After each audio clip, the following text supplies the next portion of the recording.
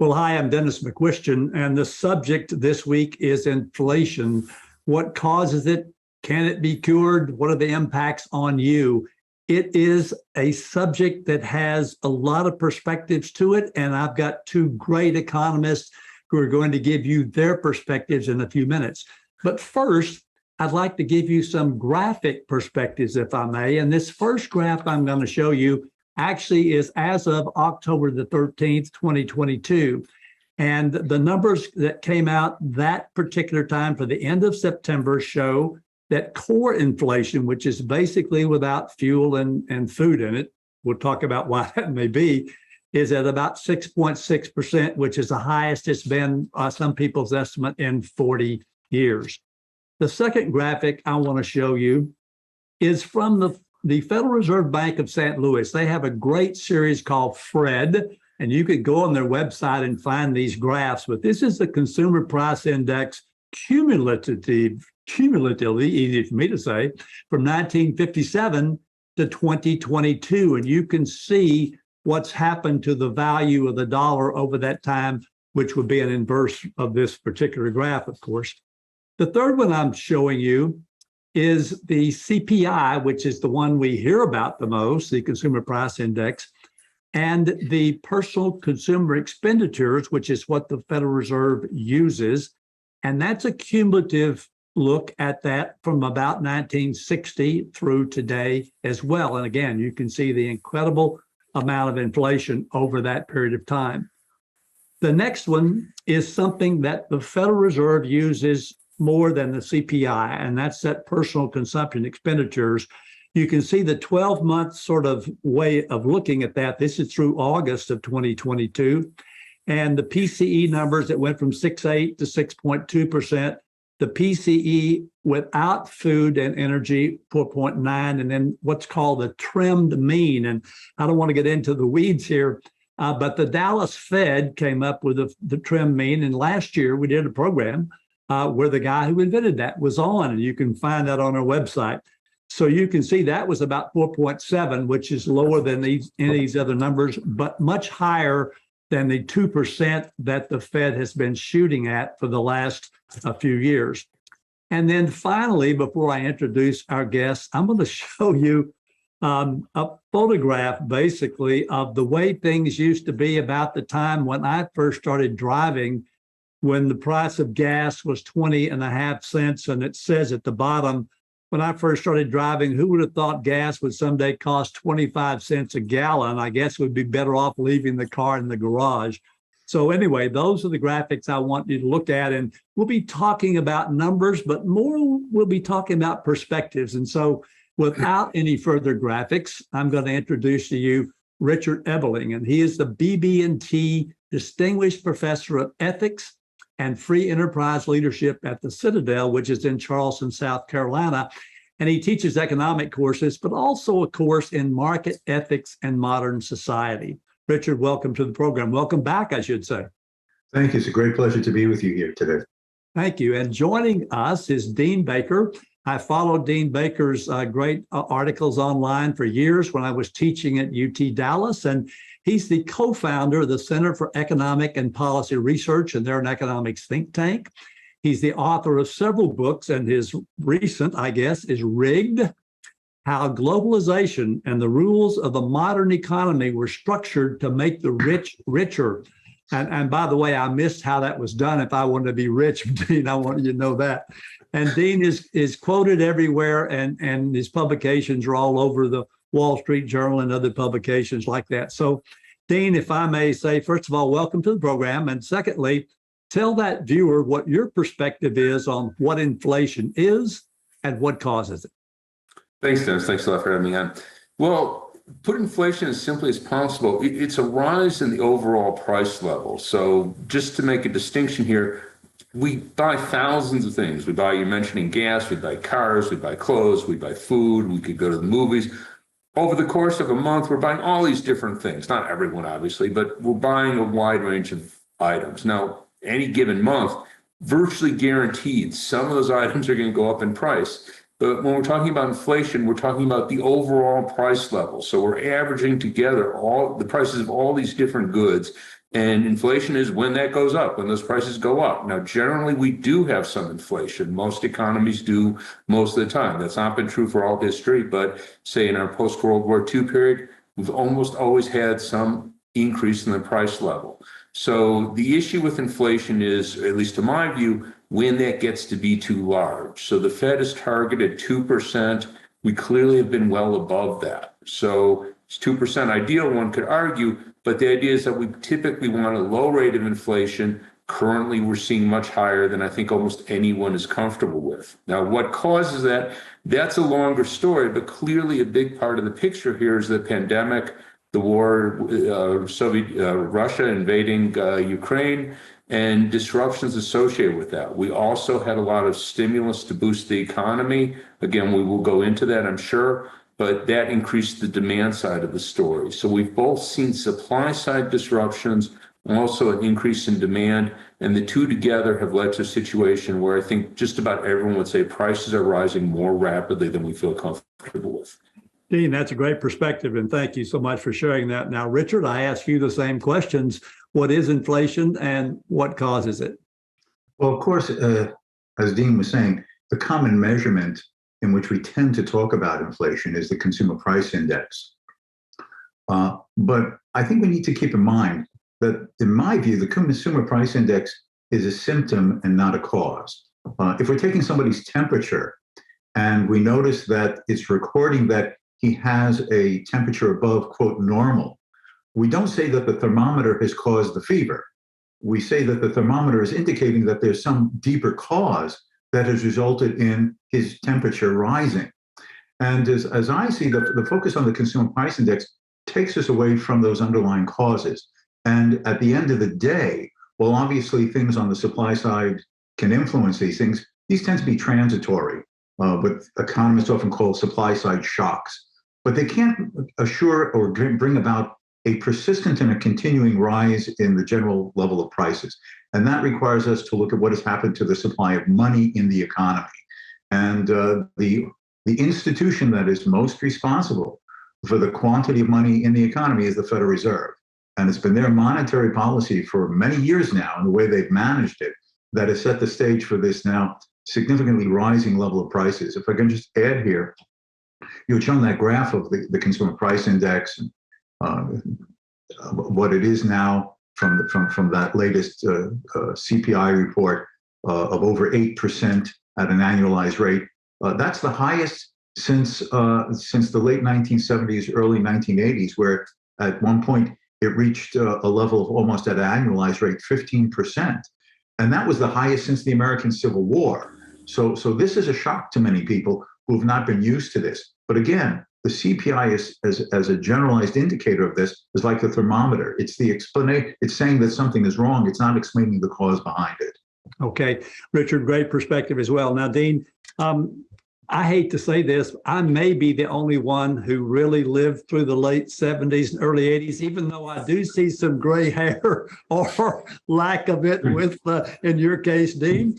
So I'm going to assume that all of you were around at some point. I was a commercial banker back in those days, and when the prime rate hit 21.5%, Dean, I was aghast, to say the least. And so I think, Dean, thinking back in those days, I know you've studied it. I'm not sure how much you lived through it. Would you agree with Richard that the cause, at least at that time, was a significant increase in the money supply, and it was guns and butter, fighting the Vietnamese War and the war on poverty and all that, and the Fed and the government spending too much money that they had to borrow, and the Fed monetizing it? Would that be basically the cause then, and is that the same thing today? Well, it's similar stories, and I think there's a big question, and as we're all well aware, how much is the Fed creating the money causing the problem versus how much is the Fed simply accommodating the problems that originate elsewhere? And I would say it's very much the latter. So if we go back to the 1970s, we had enormous disruptions to the economy. We had the big OPEC price increases back in 73 that gave us a big boost of inflation. Coming off of the 60s, we already had high inflation. 60s, you mentioned the Vietnam War. Clearly, that was a big factor boosting inflation. Then we had the price increases. We also had big wheat deals. It sounds like ancient history with Russia that boosted food price. And then it began to settle down some. And then we had a second round in 79 when Iran had the revolution, took 6 million barrels a day, if I remember correctly, off world markets, which was world oil market was about half the size then as it is today. So we saw huge hits to the economy. Now, the Fed comes in here, so the Fed could have said, oh, we're not going to accommodate that, meaning let interest rates go through the roof. We'd have very high unemployment, slow the economy, give us a recession. They didn't originally do that. Now, they did ultimately do this. Paul Volcker came in at the end of 79, and in 1980, he began in 1979, but he began to tighten up on money. And we saw, as you said, interest rates hit 21%, slowed the economy. We had unemployment almost go to 11%, and it did slow inflation. So again, we could have a big argument. Do we want to say it was the fault of the Fed and the money supply, or was it these, what you might say, exogenous shocks that oil supply, wheat sales to Russia? I focus on the latter again, but I understand. Certainly you could say, well, if the Fed had sat tight, we wouldn't have seen as high inflation. I think we'd have seen much higher unemployment. So I don't know that would have necessarily been a better story. But yeah, the Fed clearly played a role in this, no doubt about it. Okay, good. Now, Richard, I give you a chance to react to what Dean said, and then I'll follow up with a question about today's Fed. Well, certainly the case that in the 70s, the Federal Reserve was accommodative to these things, but they were accommodative in a way that they didn't have to. The fact is, yes, energy prices rose dramatically. But ultimately, energy prices are a relative price. And if the price of oil and its refined products has significantly increased, as they did, and the money supply had been basically kept, just for the sake of our argument here, quote, constant, unquote, people would have to decide how they wanted to respond to that energy price. And they would have reduced purchases and expenditures in other directions, and they would have rearranged their spending patterns.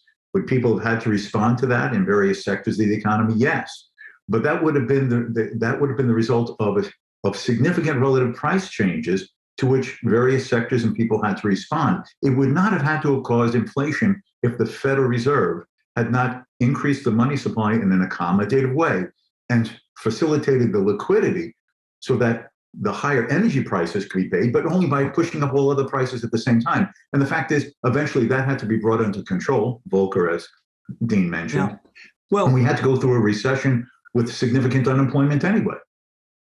Well, Richard, what happened then, and Dean referred to it as I did, is that when Volcker came in and really raised the interest rates, or I could cut down the money supply when the interest rates went up significantly, that got sort of rid of inflation as we knew it at that time.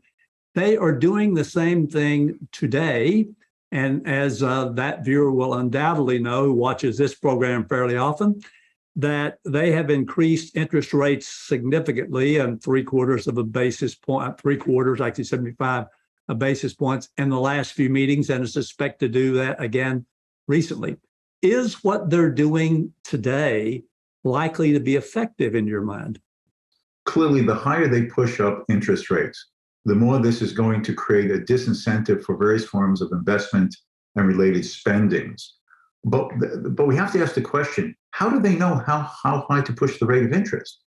Well, the rate of interest is supposed to be a price that balances the willingness of people to save a portion of their income that is not spent, and those who see profitable opportunities and must decide whether that is justified in taking out loans relative to the rate of interest they have to pay. Interest rates are supposed to balance supply and demand. But the Federal Reserve manipulates interest rates. So they kept interest rates at zero, both nominal and in real terms negative for years practically. That distorted the entire financial markets, which is part of the problem we're suffering from. And now they're arbitrarily jacking up interest rates. How far interest rates should go to bring markets back in balance, we don't know, because basically the Fed is imposing various types of manipulated price control levels. Well, Dean, the Fed has come under significant, well, let's just say, condemnation from a lot of people on both sides. Some people saying too accommodative, some people saying not accommodative enough. But the interest rate situation today, would you agree, Dean, that the Fed probably kept rates too low too long in the past 3 or 4 years. Well, I wouldn't say the past 3 or 4 years. I think we really had a distinct break with the pandemic. So I don't really have a problem with what they were doing, say 2018, 2019. Economy is growing at a healthy pace. Inflation was very moderate, nothing to be concerned about, not accelerating by any clear measure. So I think they were doing a good job in that period. Then we had the pandemic, and of course, this is a huge story. I mean, we threw tens of millions of people out of work. I mean, I'm not saying that was not necessary. We had to stop the spread of the pandemic, but that did lead to a huge disruption in the economy. Then we wanted to get the economy back on its feet, and as part of that, they kept the interest rate at zero. Now, did they do that too long? I think that's a very reasonable question. I was following the housing market very closely. We saw house prices just exploding. Now, when the Fed finally did raise interest rates, their first increase was just a quarter point.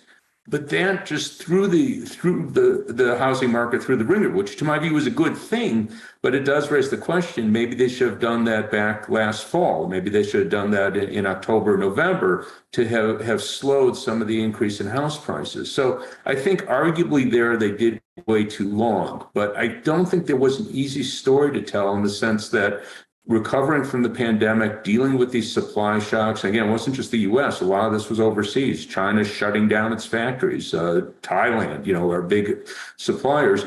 There wasn't going to be any easy way to deal with this. So, we could all look at the Fed. I have no particular stake in defending them. I'm just saying we could all look at it and say, well, I would have done this, I would have done that. But on the whole, I don't really blame them for inflation getting so high. Certainly, in retrospect, things could have been done differently, could have been done better. But I don't think they really deserve a lot of blame for letting things get too out of control.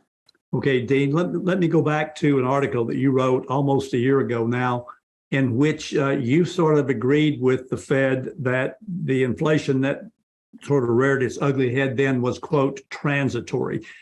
Tell that viewer what transitory is and what it meant, and then how you've changed your perspective given what's happened since.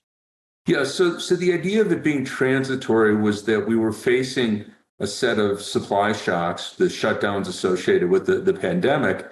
And once we had gotten through those, that we would see prices, certainly the rate of inflation go down, but also that prices of a lot of the items that had soared in price. I was focusing on televisions because you could see this. You could see it very clearly. Televisions had soared in price in the spring, summer of 2021. They've since fallen back. What happened there? Well, it wasn't it suddenly became very expensive to produce televisions, then suddenly it became cheap. What was going on was that we couldn't ship the televisions. So people wanted to buy televisions. They weren't in the stores. So the price went through the roof. Then we were able to start getting televisions. The supply chain issues were relaxed, at least in the case of televisions. Prices start to fall. Now they're way below now the pre-pandemic level. So I expected to see that with a lot of items. And what we've seen today, it's lasted much longer. That, I think part of that was we had another big wave of Omicron, of the pandemic with Omicron. You continued to see shutdowns in many of our major suppliers, China first and foremost, but others. And of course, the war, Russia invading Ukraine created further disruptions. So it clearly has gone on much longer than I expected. I'll say that. I was mistaken. I'll put it as clearly as possible. But I'm still reasonably confident that we will see price reversals. And the basis for that is you're seeing accounts in the business press about how inventories have built up enormously among many of the major retailers, Amazon, Walmart. They're all complaining and saying that they're going to have to cut prices to sell their inventories. So it hasn't shown up in our data yet, but you do have these reports. I take them at face value. It should lead to lower prices, hopefully in the not distant future. Yeah.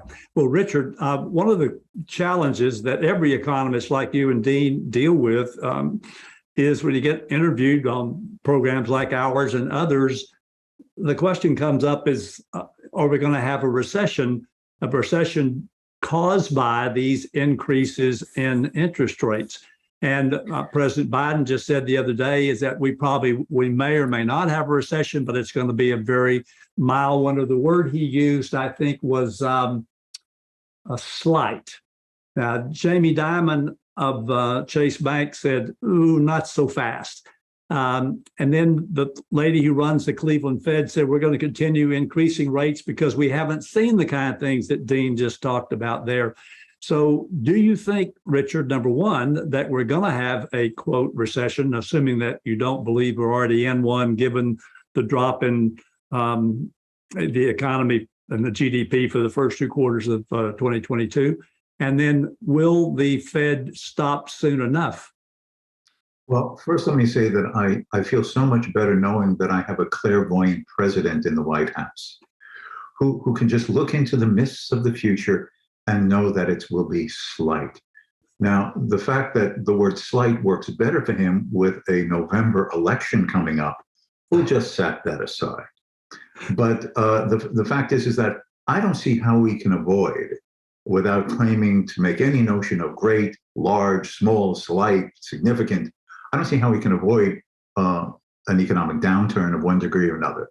The way I look at it, as I was suggesting earlier, the Federal Reserve has manipulated interest rates for so long and distorted capital markets as a result in how much investment, the directions and forms of investment, the mismatches between resource uses persistently across sectors of the economy that will only be discovered to need rebalancing and readjusting through an accommodative recession, that there's no way to avoid it. I don't see. Now, what could make it worse is the government's response to this. Will they raise taxes? Will they impose even more regulatory restrictions on the private sector's ability to adapt and adjust? A whole series of factors like this. But I believe that to the extent that the market is allowed wide degree of latitude and flexibility and competitive adaptation, it doesn't have to be as severe as it otherwise probably will be. It will be exacerbated if the Federal Reserve arbitrarily pushes interest rates up with no guiding in principle other than their own Ouija board. Okay, good. Dean, very quickly, just very quickly, do you think a recession is going to happen as well? Well, I'm obviously very worried about one. I think the major cause, if we do see it, is, as Rich was saying, the Fed raising interest rates too much. But I think, the core issues here, the Fed's concern, the issue of ongoing inflation. One hand, how fast are wages growing? And they're actually, in the most recent data, this is just 2 months, growing at 3.6% annual rate. That's not inflationary. We could have 3.6% wage growth, hourly wage growth, and inflation around 2%, because we just did back in 2019. So that's doable. The other issue is expectations. So if we go back to the 70s, 80s, people became to expect high inflation and it becomes self-perpetuating. All our measures of expectation show that they're still pretty much where they were before the pandemic. So I think we could avoid, whether we technically get a recession or not, I think we could avoid, I'll just say, a big jump in the unemployment rate, which is, I think, what most people consider the bad part of the recession.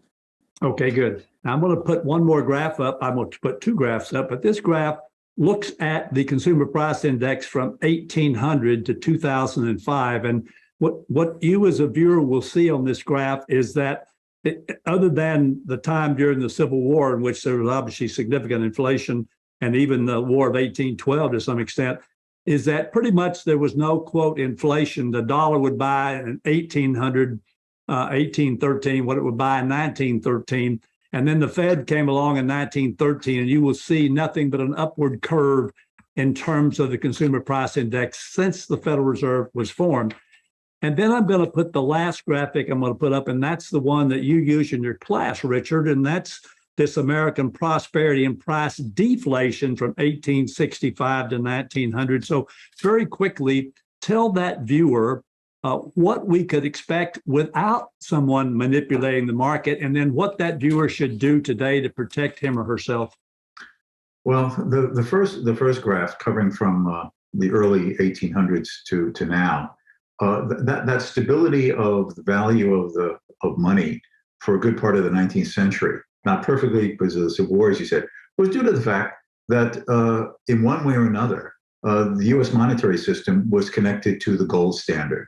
It was impossible for the government, indirectly or directly, to manipulate the quantity of money. Gold limited that because gold was the money and paper money was merely claims to it at the bank. Once the Federal Reserve came in, that linkage began to be loosened. And then after the 1930s, when Roosevelt took the U.S. off the gold standard, we just basically de facto became a paper money currency with no limits on what the central bank could do. That's the core reason that there's this dichotomy between the 19th century and the 20th century. That the money supply as currency was not anchored in some commodity money out of the direct control of the government or its agent, the central bank. What can the individual do today? I think that they have to try to, if the inflation seems to get bad, by I mean like 10%, 15%, then the historical methods is try to move into things to which you think your wealth will be more secure. Commodities, works of art, precious gems, shifting into an alternative currency somewhere in the world that you view as more stable. I traveled in Brazil in the late 1980s when they had a hyperinflation, and people started using dollars as a substitute money because the local cruzado was increasingly worthless when prices are rising more than 50% a month. Inflation destroys the middle class and the low income people. The wealthy can take care of themselves. Okay, I'll stop you there. And Dean, I'm going to give you about 15 seconds to say what that person watching could do from your perspective. Well, as I say, I think inflation is largely transitory. And I guess what I'd say is time your big purchases. So buying cars, buying a used car in particular, prices are up 50% from pre-pandemic levels. I expect them to come down. So you see high prices, don't go out and buy something. Wait. Well, listen, Dean and Richard, first of all, thank you so much for your perspectives. They've been eye-opening in many ways, I hope, for that viewer. And thank you, our viewer, who watched this program for over 30 years. We provide these perspectives that are different, and they matter because, as you know, we always talk about things that matter with people who care on this program, and we're going to continue to do so. Thank you for joining us.